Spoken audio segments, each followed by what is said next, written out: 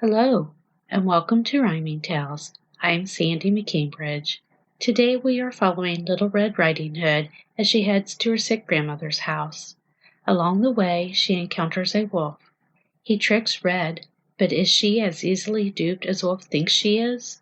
This retold rhyming classic ends with clever thinking by Red, but is it enough to save Red and grandmother?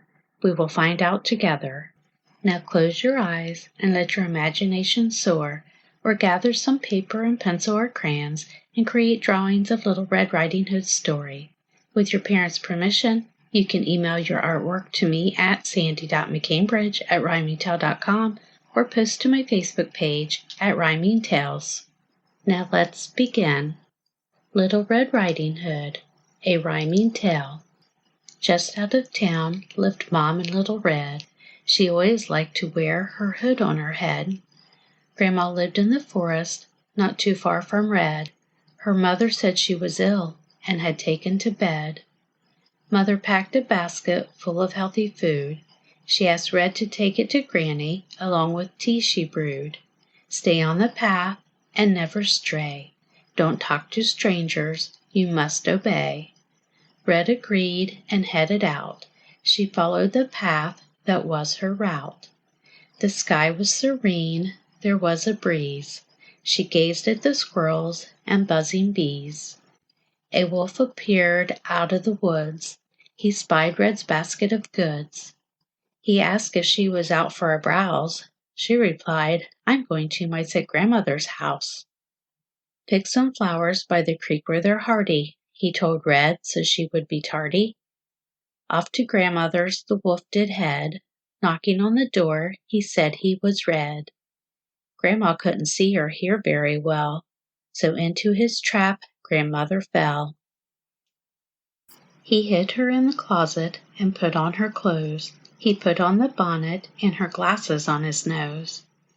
Red arrived at grandma's, knocking on the door. "Come in," said Wolf, feigning his throat was sore. Red opened the door and let herself in. She walked to the bed and saw grandmother grin. "I haven't seen you in a while," said Red. "You look furry all over, including your head." "I'm just ill," said Wolf with a cough.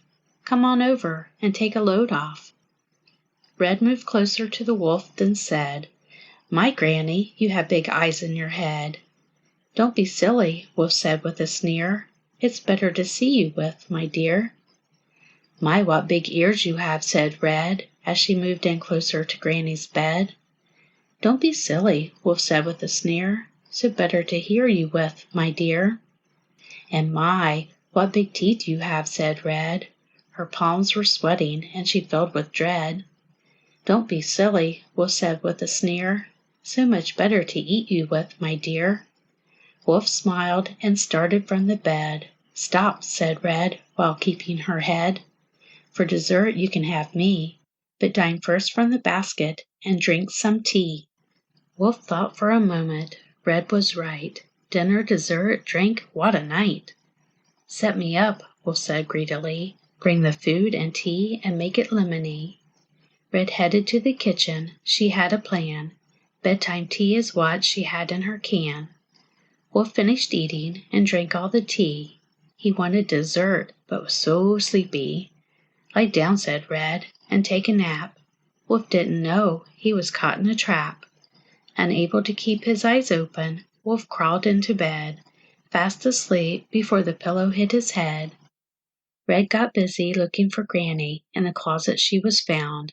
She gave her hugs and kisses, happy she's safe and sound. It was time for Red to finish her plan. Down the river Wolf would go. She dragged and pushed Granny's bed till she reached water and let it flow. Red and Granny rejoiced. They finished off the basket.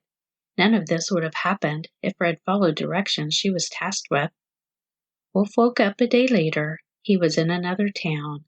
He knew he had gotten what he deserved and decided not to frown.